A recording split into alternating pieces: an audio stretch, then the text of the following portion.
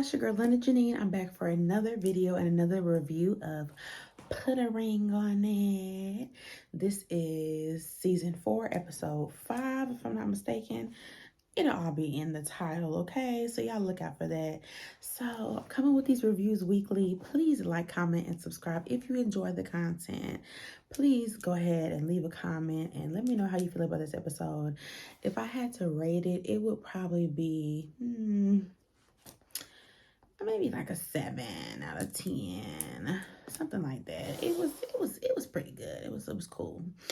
I got my notes over here on my laptop, y'all. So I'm looking over here. That's what I'm looking at. Okay.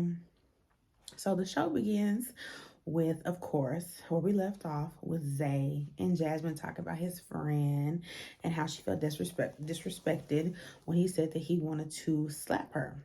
We left off with Zay saying you shouldn't feel like that, and Doctorstacii corrected him with the quickness and was like, no. You don't want to tell her how she's supposed to feel. You need to listen. And on this episode, she said the same thing. You need to listen to what she's saying. So he ended up saying she shouldn't feel like that. And Doctorstacii was like, okay, that's what I'm talking about. That's what I wanted to hear, because you can't tell somebody how they're supposed to feel, okay? Come on now. Zay says that he really didn't know that it was to that level, that she felt that way. So I guess that Jasmine wasn't telling Zay her concerns with that situation. So he was like, he gonna get him to apologize. And Jasmine was just basically like, I believe it when I see it. So she don't believe it. So if she don't believe it, I don't believe you, child, because she know her man more than we do, okay? We get back to Ricky and Kat's place. Kat's about to go on this date, honey, with this chocolate towel. Okay, we're not even gonna get into it yet. So she's being pretty petty. Like, she looks better this time. She's a little dressed more for the occasion, I guess you would say. You can definitely say she looks better than she has on previous episodes and previous dates. So she tried to zhuzh it up a little bit, which I'm glad she did. So she was like, I hope that he feeds me some food. Just being so petty. I'm like, Kat, girl, let it go, child. Let it go. So, of course, she's like, I don't feel like Ricky was being respectful. So I'm going to go on this date and just let it flow how it flows. So then we meet Mr. Marcus. He is 38 years old, an insurance broker. He has multiple locations. He's highly successful. He's been a bachelor for several years. And if this lady's on the fence with her relationship, he wants to come in and swoop off her feet and show her how a king is supposed to be. Or show her what a real king is supposed to look like. That's what he said. So he a nice looking man, you know, tall, got a nice thick beard. I'm like, oh, okay. Much better date than the last dude as far as looks. And they're kind of starting to bring some more men that are a little bit more attractive this episode, okay? Let's just keep it real. They shake hands, him and Ricky, and she was just like, yeah, he was like, you're beautiful. She was like, thank you, you know, And she was like, she could tell by Ricky's face that he was bothered. And I'm just like, girl, please. So Ricky tries to throw in a little something talking about, you had Mark, which was her last date, and now she's going on a date with Marcus. And so Marcus was like, well, the only person she needs to be worried about is me. So Kat was like, oh, okay, you know, do a little tongue thing. And Ricky was looking at her like, what the hell? So he was like, you know, if I would have did something like that, you would have definitely felt some type of way. And I wouldn't have been able to sleep for days because I would have been hearing it over and over again. And Kat was like, well, you let her feed you, so what the hell? And Ricky was like, touche. She really was trying to make Ricky jealous. And based off of what Ricky says, he's not worried about it. He's very confident. He knows she's going to come bring him back. He said that that physically came out of his mouth. He was like, he's her type, but I know she's going to come back. Like, I'm not worried about it. I'm very confident. I was like, okay, Ricky, I guess. Okay, so then we get to J&J's house, Joya and Joshua, and she's getting ready for her dates with her guy. And, you know, he's coming in there talking to her. She's getting ready, and he's like, So what are you expecting from this date? What are your expectations? And she was like, you know, just trying to make sure basically that somebody is on the same page that I'm on, whoever I'm going to date. And, you know, just kind of see what else is out there. So after she said that little spiel, Joya was like, you're not worried, you're not scared, you know. He was like, nah, because, I mean, we make connections. You can make connection with anybody, but what we have is special. So Joya gets in her little confessional. She's like, you know, he feels like he has me in the bag. And I like his confidence and all of that stuff. But at the same time, I don't like how he feels like I'm not going anywhere. So I kind of want to keep him on his toes a little bit, make him a little jealous this day. I'm just like, girl, based off the show, I would say that Joshua and Joya are probably the couple that has the most potential to make it. Everybody else is kind of just like, you know, everywhere. But I feel like Joya and Joshua, they're kind of just, they can really make it if they try, you know. But I also don't want Joya, to freaking settle for this dude if she don't want to. So we got Mr. Jacoby coming to pick up Joya. He's 31. He pulls up in a Maybach, honey. Like, okay, nice dressed. He's a business coach and he's a co-owner of a 7-figure marketing company. I'm like, okay, he got some money. He was like, not to toot my own horn, but you know, toot toot pretty much. So he said he's 6'4", he's chocolate, and he's looking for a woman to lean on his chest pillow. I was like, lean on your chest pillow? What? So you ain't looking for nothing. Because, I mean, most guys be like, you know, I'm ready to settle down. I'm ready to, you know, he like, I'm looking for a woman to lay on my chest pillow. What the hell that mean? Okay. He was very cocky and he kind of was like a jokester. But I wasn't too impressed with him, honestly. So when he sees Joya, he's like, wow. When he walks in the room, wow, you got good taste. He was like, I know, right? I know, right? I like Joshua because he knows how to handle himself very well. In this situation, he handled himself very well. Because most dudes would have went off because, what's his name? Jacoby, he was coming off very, very, very, like Jacoby was jabbing at him, jab. Every 5 minutes he could jab. So I feel like Joshua handled it very well. He was like, hopefully we have her. Jacoby started throwing jabs like, hopefully we have her back home tonight. He was like, oh no, you will have her back home tonight, nigga. You will have her back home. The fuck? So he compliments her shoes. He was like, at least now you have somebody to look up to. And I'm just like, dang, like, calm down. Calm down. Like, you doing a whole lot. You don't have to be disrespectful, like Joshua said. You don't have to be disrespectful, you know, to me just because you taking my girl out on a date. Like, you ain't even got to do all that. If we was in the streets, which is facts, if we was in the streets, you wouldn't be doing all that. And we all know that's the fucking truth, okay? Because if we was in the streets and not in this process, on this TV, with these cameras everywhere, you wouldn't be doing that. That's a fact, because you would got your ass beat, probably. Joya's like, this is the first time I've seen him get out of his comfort zone with a guy, me, or whatever she said, child. I'm just like, girl. She was like, I don't know if I'm turned on or turned off, but I'm definitely entertained. I'm like, I bet you are, girl. I bet you are. So Joshua and Joya, they kissed multiple times in front of the man. Jacoby looking off like, man, this, you know, this whatever. He just trying to get the draws, child. We gonna see why in a minute. They end up going on a date. He comes around the side to open the door for her, and he grabs her hand, and she grabs his hand. They're holding hands for a little while. Then Joya snaps back into reality like, oh, shoot, I got a nigga. Like, let me stop holding this dude's hand like this. So she said that made her feel very uncomfortable. So they start going into their date. And Jacoby is like, so whose idea was this whole process? Like, you know, what's going on here? And Joya was like, do you see a ring on my finger? No, you don't see a ring on my finger. And that's exactly why we're here today. So Jacoby's like, my girl Jacoby was like, a girl told my ex that until you're married, you're technically single. And Joya agreed, like, yeah, I mean, that is technically true. And for me, it is technically true. I don't have a ring on my finger. But I mean, I don't know, because people be having rings on their finger and still be doing whatever the fuck they want to do. So it's just kind of like, when you're in a relationship, you're supposed to be faithful. But at the same time, when you married, that's really a committed relationship. Like, this is forever. It's supposed to be. But she agreed. She was like, yeah, I don't think, I'm technically single until I'm married. And I kind of understood where it was coming from. The Kobe was like, I go by the 3P rules: provider, protector, procreator.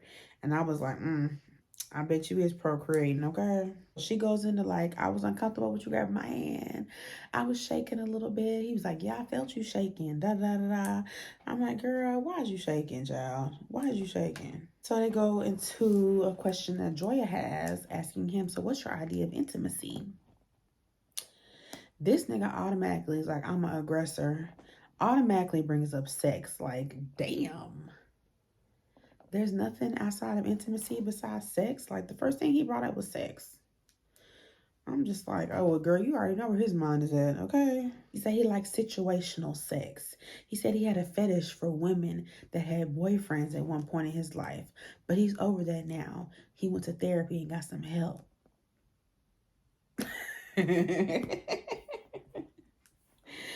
I'm like, boy, stop. That's why you was acting like that with Joshua whenever you was meeting him, because you like this. This is fun for you. This is intriguing. This is the turn on for you to be messing with a woman who had a boyfriend. And I bet you the reason that he likes women with boyfriends is because it's no commitment. It's no nothing. You can't say anything. You're in a relationship. So he probably likes that because, I mean, he don't have to worry about anything really, because you got a whole boyfriend at home. What can you say? So then he tries to be like, oh yeah, when it comes to the bedroom, I'm definitely the best. I definitely got it going on. I'm like, girl. I'm like, boy, you sound like every nigga in the world right now. Every nigga in the world think they dick is just off the chain. They got the best loving. They got the best sex in the world. I can't even tell you how many times I've heard a dude say it before. And then whenever we get down, it's like, that's what you was talking about? That's the great sex you was talking about? And don't tell them they're gonna hurt their little feelings, okay? Gonna hurt their little feelings. So Joya quickly switches gears because it's like, okay, how do we get here?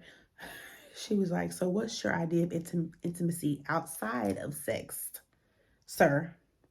So he couldn't even give her an answer, child. He was like, well, I'm really not too sure about that yet. I'm still working on that aspect of my life.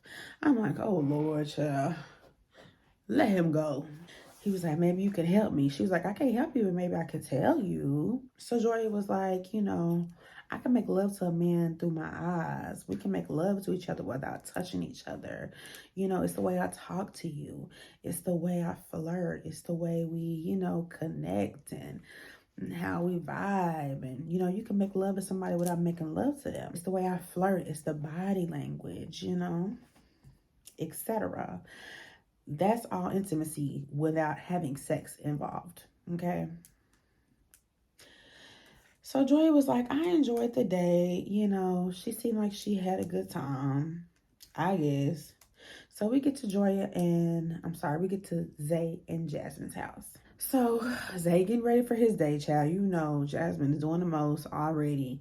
Don't have too many drinks. You got cocoa butter on your lips. Why you wearing my favorite color, black? I be asking you to wear black all the time. You don't ever want to wear black when you with me, but you want to wear black on this date.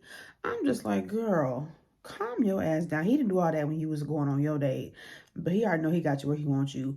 But you showing your insecurity, sis. Just stop. Stop it. Let these men go on their dates. If they for you, they for you, child. Y'all not married. Ain't no ring on the finger. Let it be what it is.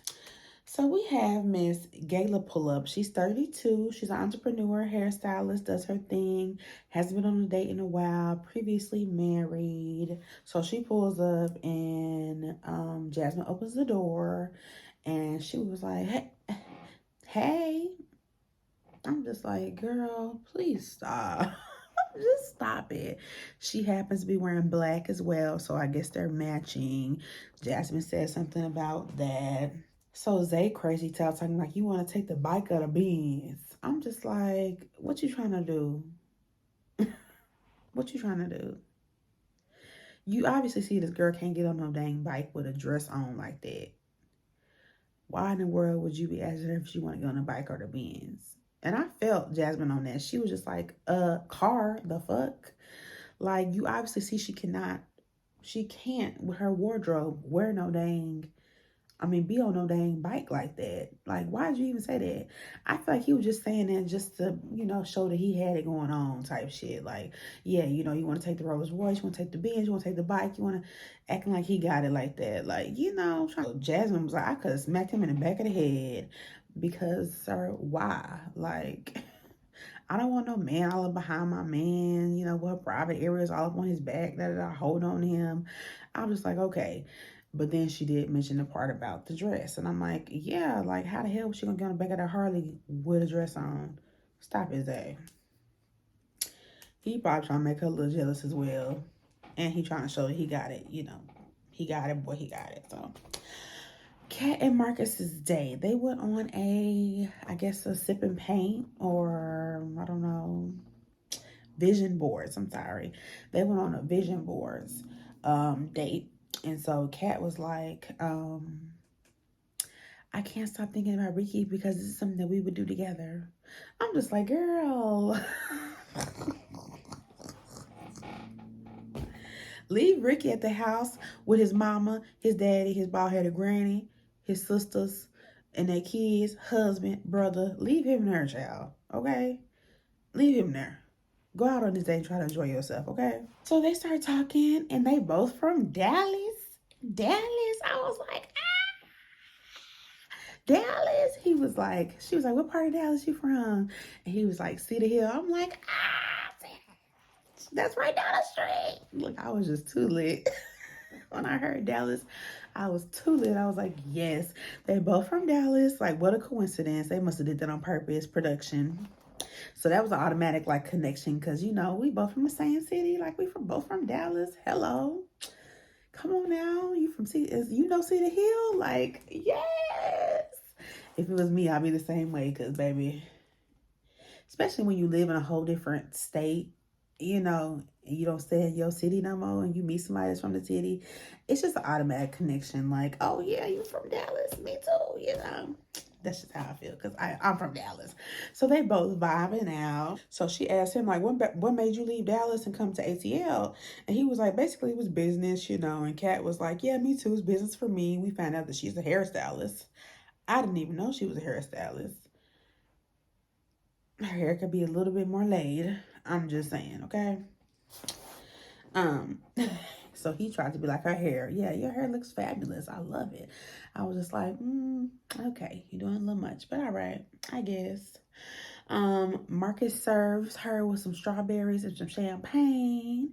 And I'm just like, okay, Marcus, you over here serving, catering a little bit, courting a little bit. I like that. Marcus has no kids. Catherine was already like, oh, yes, I like that aspect. You don't have no kids because I'm already dealing with this nigga that got kids.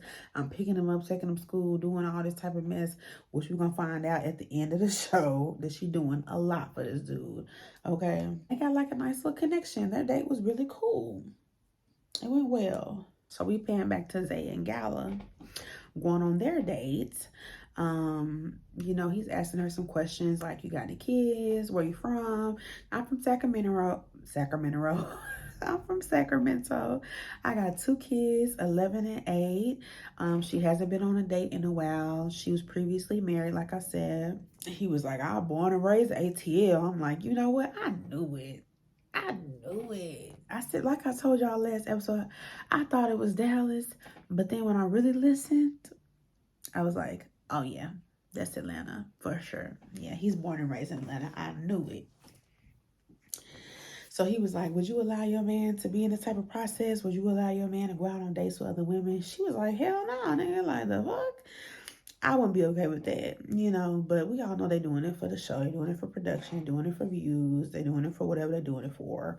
So, you know, Zay was like, she was very easy to talk to. She was cool, da, da, da, da. So Gayla's like, so what's stopping y'all from making that next step? Like, what's going on in your relationship? We're all in this process. And Zay was like, it's Loki. So I looked at the caption. It's Loki. Loki. Loki, like Loki, but it's a name. Child, I don't know. He was like the night god. I said, Lord have mercy. Nigga, how old is you? The night god. He said after he drank a whole bottle of tequila, he turn up, he do a little too much. I'm like, nigga, you drinking a whole bottle of tequila? Boy, you gotta be zooted out your mind. No telling what else he doing with that, okay? Let's just keep it real. So Gayla was like, so you turn up, you know? He was like, yeah, I turn up. So she was like, so is it that you're touchy-feely with other females? Or is it that she just doesn't like how you are when you know, she can't handle the way you are whenever you drink that much or when you turn into low key? And he was like, I mean, I am a little touchy-feely sometimes, you know, not to the point where I get phone number, nothing like that, but I am a little, you know, touchy sometimes, you know, do all that like that, you know what I'm saying? Goddamn. And Gayla was like, oh, okay, so the problem is you. And I was like, Gayla, I like you, sis. Call that nigga out. So he was like, yeah, the problem is me. So in the confessional, he was like, she gotta slap me in the face because, you know, don't a woman want her man partying all the time and doing all that? So it kind of made me realize, like, damn, I am the problem. I'm like, oh, you just not realizing that? Okay. So he liked the feedback that Gayla gave to him, which Gayla gave him. I mean, if I was Gayla, I'd be sitting across the table from him like, shit, I don't want them same problems that she got. I'm good. No second date for me. Okay, how about that? So we get back to J&J house, Joya and Joshua, and she comes in. Child, Joya is just, something about Joya just annoys me. Like, she just be doing the most. Like, she tries her very best to make this nigga jealous, and he's just unfazed. And I think that's what bothers her, is that he's so, what she said that, like, he's so confident. I love that about him, but at the same time, like, nigga, can you jump a little bit?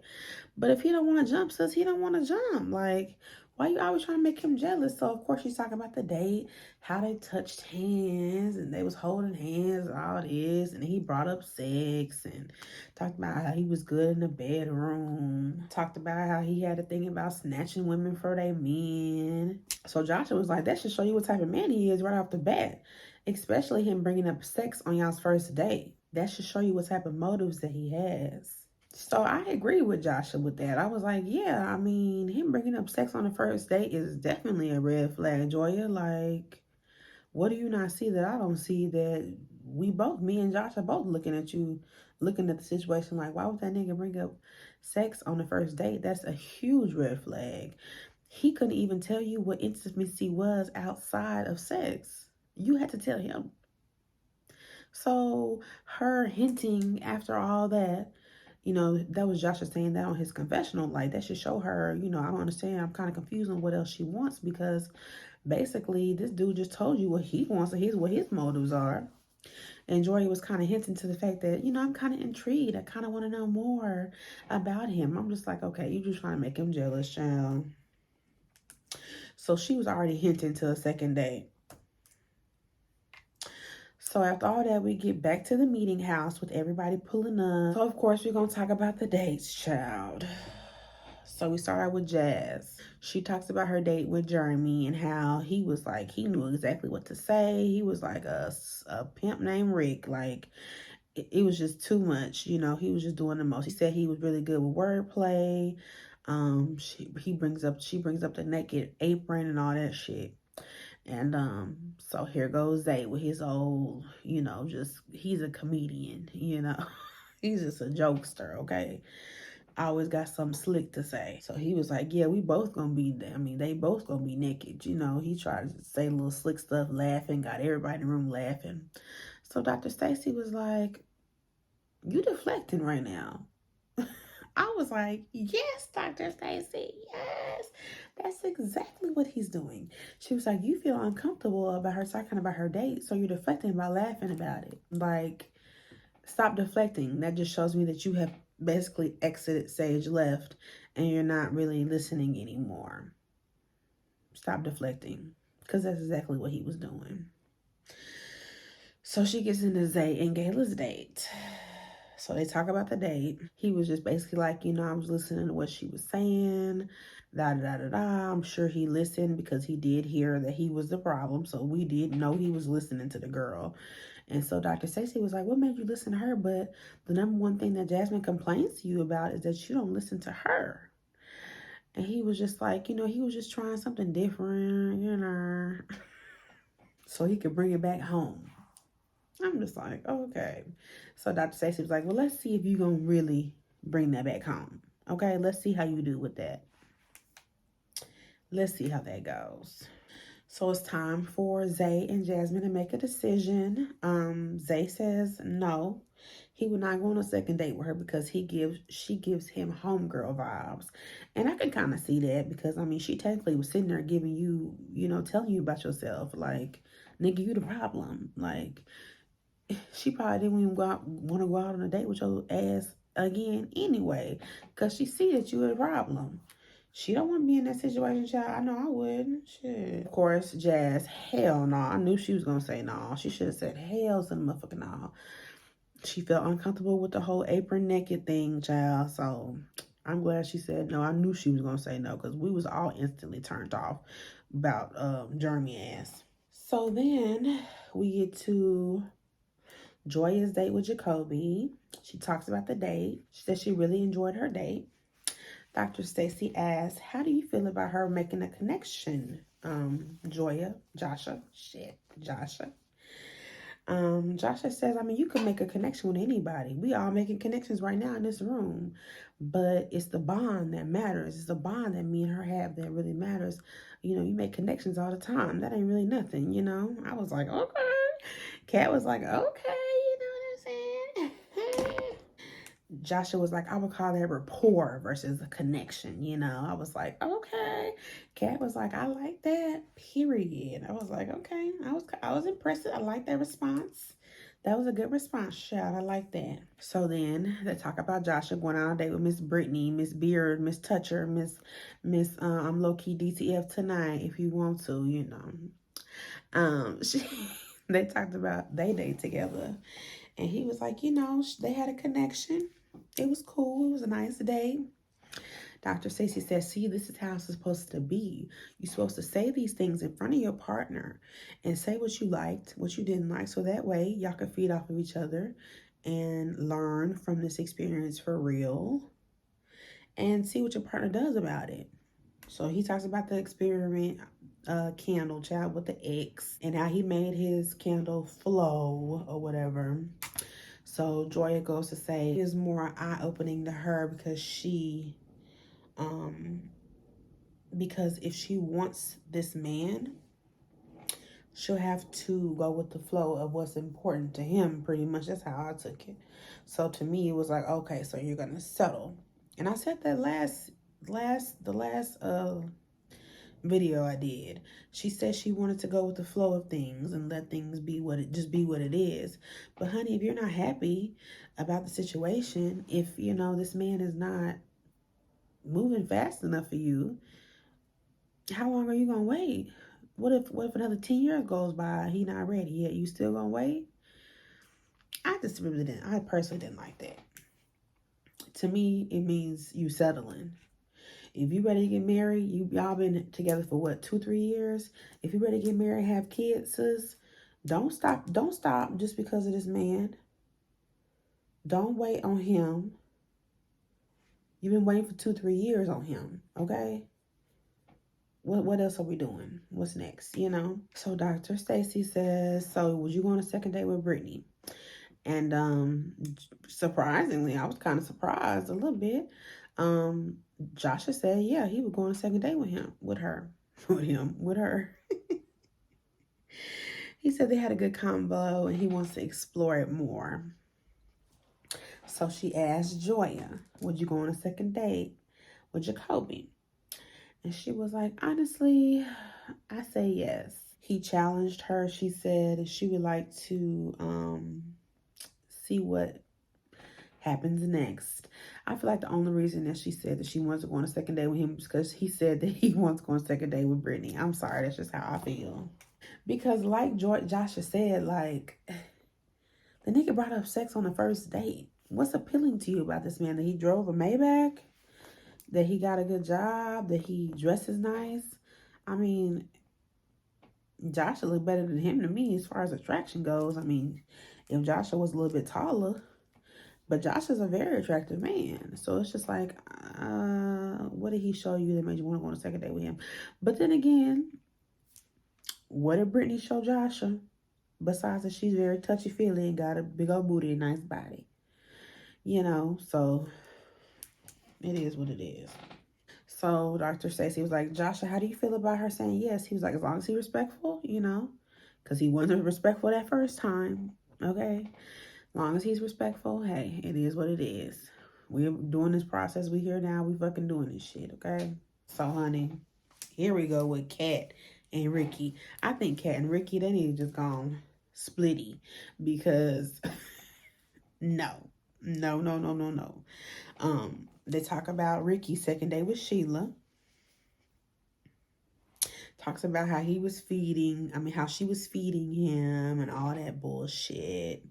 He liked the intimacy, he says. So they talk about Kat and Marcus's date. So she said it was nice. They had a good time, etc. And of course, Dr. Stacey says, how do you feel about that, Ricky? And Ricky was like, you know, it's cool, whatever. You know, I want her, you know, it gave me a chance for me to miss her. So Kat looks at Ricky and is like, how exactly would you like me to help you miss me? You know, what exactly would you like me to do to make that happen? He was like, you know, find some things to do, you know?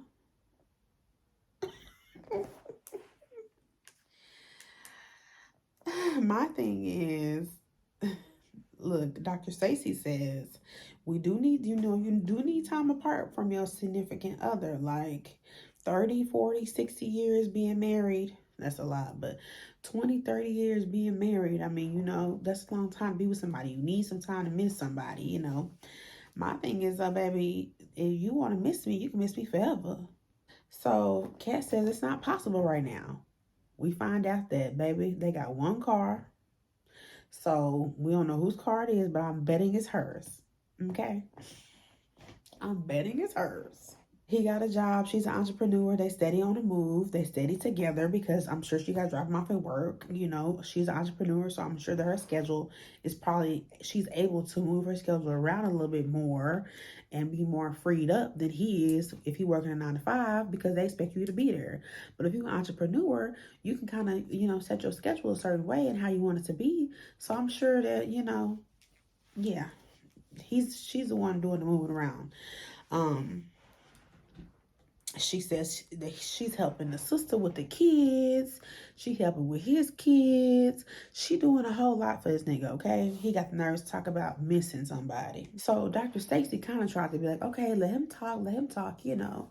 And so she was like, no, because he's not giving the right narrative. He's not telling the whole story. She was like, my thing is I can't do the things that I want to do outside of him because I'm not able to. So in the confessional, she was like, how many, on Tuesdays and Thursdays, how many times have you taken your kids to practice? He was like, all the time. And Kat was like, all the time? Like, are you really gonna sit here and do that right now? Are you really gonna sit here and lie like that right now on national TV?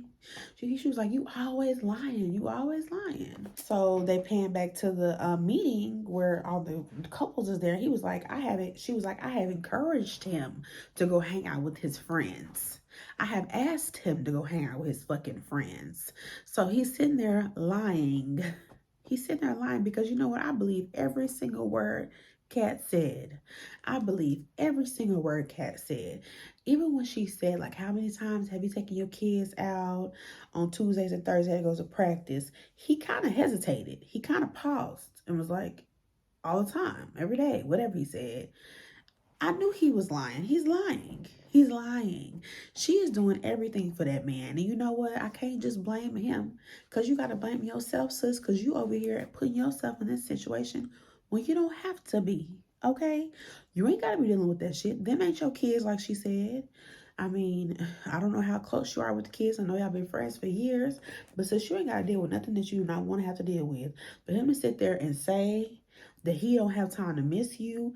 Meanwhile, you driving his ass all around Timbuktu, taking him to work, probably taking him to here, there, everywhere, pick up the kids, picking up, helping with the sister kids. And he got the nerve to say that? Oh, baby, please. Goodbye. So they going back and forth arguing, honey. He telling her to calm down. She like, no, because you sitting over here lying on TV. You lied on national TV right now. No. So he gets up and then she's like, nigga, you ain't never took your kids to practice. Not one time have you taken your kids to practice. And that was the end of the show, child. I said, juicy, juicy, juicy. But again, Kat, why are you dealing with that from this nigga who got 5 braids on his head? Like, girl, you can do better. You don't have to deal with that. Again, I was talking about settling earlier with Joya, settling with Joshua because he's not ready to get married and he's not ready to have kids. So she's just gonna wait on him. What are you waiting on, Kat? You waiting on him to get his shit together? Cause honey, you might be waiting forever. All right. Thank y'all for watching my review. I appreciate it. If there's anything I missed, put in the comments. Tell me how y'all feel about the situation. Tell me how y'all feel about Kat and Ricky. Like, they should go and call it quits, right? Like, what are y'all doing? What are y'all doing, okay? Don't forget to like and subscribe for your girl if you enjoyed this content in this video. And thank y'all for watching again. Y'all have a good night.